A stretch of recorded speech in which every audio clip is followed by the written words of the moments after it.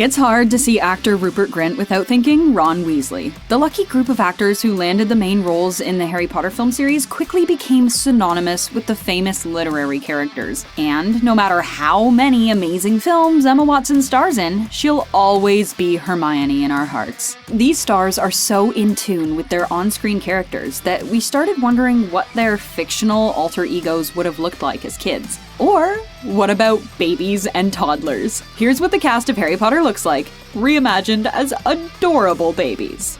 Let's start with the star of the show, the boy who lived. The one and only Harry Potter. You're a wizard, Harry.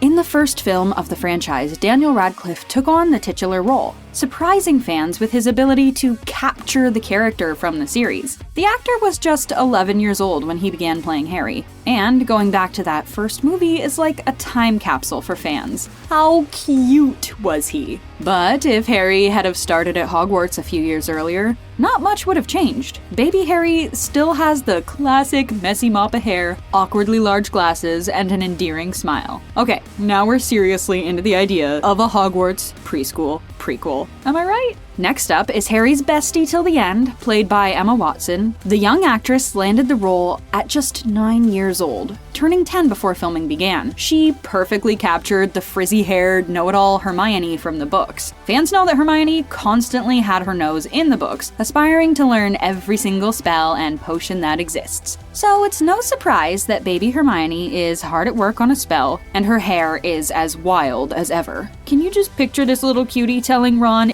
"It's Leviosa, not Leviosa." And speaking of Ron, now we're moving on to Harry's right-hand man. Just like the other two in his trio of pals, Ron Weasley was a fan favorite from the get-go. And the redhead from the huge family was perfectly portrayed by then 12-year-old Rupert Grint. Though he was slightly older than some of his castmates, he still had a baby face, which helped him play the little troublemaker. And just look at actual baby Ron Weasley. He was clearly already aspiring to a career on the Quidditch field with a toddler-sized uniform and a golden snitch ready and waiting. If you made it to the end of the series, you know that we do get to see the hard-shelled teacher Severus Snape as a young pupil of Hogwarts during some of the flashback scenes. So it makes sense that even as a younger kid, Snape rocked the same shaggy black hairdo. We have to say, the scary Snape who Harry made an enemy of early on looks a lot less threatening as a little kid. Harry's arch-nemesis. Malfoy?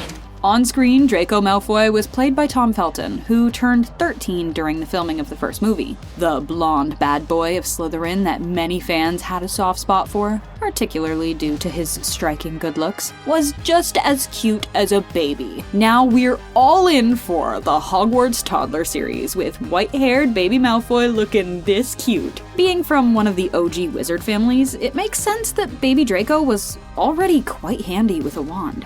Who would have guessed that awkward and bumbling Neville Longbottom, "Why is it always me?" would turn out to be one of the biggest heroes of the series. It's hard to believe, especially looking at this side character turned hero as a fresh-faced toddler. Portrayed by actor Matthew Lewis in the film franchise, the star's real-life glow-up mirrored Longbottom's rise to importance in the series. In the last few films, Lewis even had to wear padding under his costume and don false crooked teeth as the actor was getting too good-looking to play the awkward Neville. But I mean, how can you not love Neville at any age? Being one of the youngest of the Hogwarts group, little Ginny Weasley wasn't even old enough to attend Hogwarts yet when the series began. In the first film, we saw her only for a few minutes as the family saw Ron off for year one. Good luck.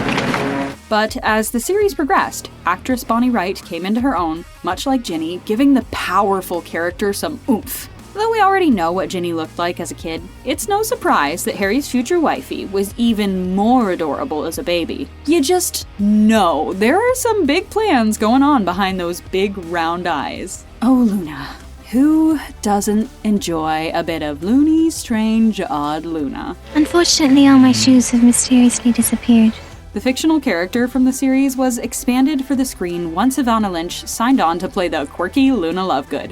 And she instantly became a fan favorite. Anytime she pops up on the screen to add her 2 cents to Harry, Ron, and Hermione's adventures, you can't help but smile. As a toddler, Luna was obviously just as goofy, sporting some funky lunettes, glasses, Baby Luna would clearly make a great addition to Hogwarts Preschool, the series. So now that we know what these characters would look like as kids, well, littler kids, it's really hard to imagine any other actors reprising the roles of the beloved characters created by J.K. Rowling. Though we're all bracing ourselves for the inevitable remake of the series, I'd much rather see a prequel showcasing these magical witches and wizards as adorable toddlers. Hey Hollywood, it's an idea! So which of these Harry Potter characters is cutest as a baby? I know it's gonna be hard to choose, but leave us your thoughts in the comments, and let us know what you'd like to see these characters reimagined as next.